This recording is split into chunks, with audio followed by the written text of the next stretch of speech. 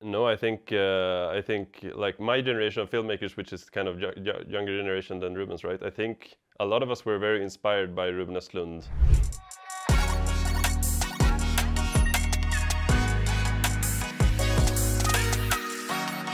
So the Hypnosis, it's like kind of a dark comedy drama about this couple in Sweden, and they have this tech startup. They're trying to do good in the world. They're going around pitching their tech startup.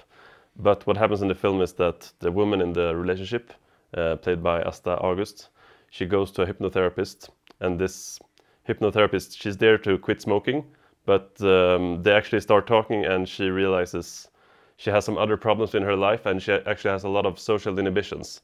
And this hypnotherapist like tries to help her lose some of these social inhibitions. And the film is kind of about how the boyfriend actually reacts to this, because she gets a lot more freed and she starts like acting very differently to what she usually does. She kind of starts acting more like herself, is what the film is saying, and he has a very hard time accepting this. Yeah. And this is like, yeah, and there's this power struggle between this couple. Yeah, so I live in Stockholm and he lives in Copenhagen. So a lot of the time we just call each other on video chat, and I mean every day is different. We just try to talk with each other. Some days I'm writing, some days he's writing. We send each other. We try to like find out how to do things. We try to have kind of a organic process. And what we did with the hypnosis was also we did do this like we rent a cabin for 2 weeks and we go there, just the two of us, and we spend like all the time just talking and writing together. Yeah. So first we have to have like a long session of being separate and both thinking and both writing, and then we can go together to this place and we can like really try to just push the script out. I think that's always been like we met in film school, and I think that was how we met. We were like we both like really films that are really dark and have a lot of comedy. So that's always been our like challenge, trying to find that tone, trying to find like how can you make a film that can have both these like really go dark places and can be kind of light sometimes as well. I don't know how to do it. We're trying again to do it now. We're trying to write a new script. It's difficult. I don't know, but you just have to try. You have to make something funny. We don't think too much, I think, about what is supposed to be funny and what is supposed to be dark. We just try to make everything a bit funny. Our film is not very high budget, and we knew we were gonna make like not a high budget film, and we knew we wanted to set the film in like a location that was used a lot. So we found this like conference hall hotel setting. But actually when we started searching for the hotel, we realized, okay, maybe this was stupid because it's pretty expensive to rent a hotel.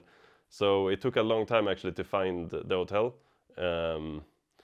But we were very lucky to find this place that kind of looks, it's very new. It was built like the year before we shot or something, so it's very new. Yeah. Everything was very new. So we just liked the look of that place. We thought it suited that world. Yeah. But it's funny with, I like White Lotus. I think it was a good show. Yeah. I think we both felt, me and my co-writer Mats, we have been in couples a lot. We knew we wanted to make a film about like that experience, kind of. No, I think like my generation of filmmakers, which is kind of younger generation than Ruben's, right? I think a lot of us were very inspired by Ruben Östlund, like especially his early films, also his films now, of course, but like his whole style, his whole like, he has such a nice humor. His films are so funny, even though they are not like straight comedies. So I think there was a big wave of like every short film kind of looking like a Ruben Östlund film for a while. Also my short films. So I think he's put a mark on like the Swedish film industry, of course.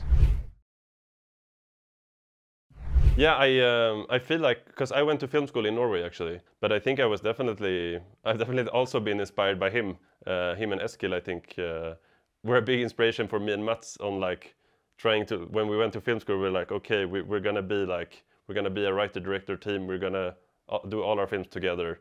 So they were big inspiration there. Even though they make very different films to Rubens, of course, but yeah. So we kind of try to combine some Norwegian, some Swedish, some Danish. Yeah. It's been very fun. It's been awesome. It's such a beautiful festival. I've only been here one day so far, but and I don't ski, so I was a bit afraid coming here. But it's so nice. Everyone's taking care of me really well. Yeah. Did you try the fondue or the raclette? I haven't tried it yet. Actually, I have to try it. Yes. Yeah, I will. You cannot leave les gens. I only had one dinner. No, I know. Yeah, I'm gonna try it tomorrow.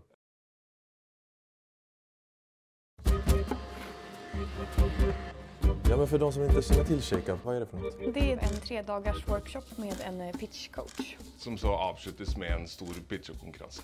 Och så har just er startup blivit utvald. Lite gladare, tack.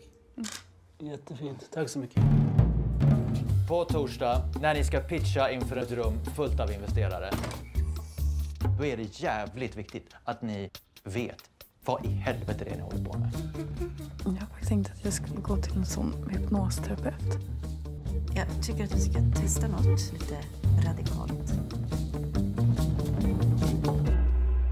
Det enda som finns är min röst. Kom igen nu! Shake up, shake up, shake up! Kan vi stoppa? Vadå?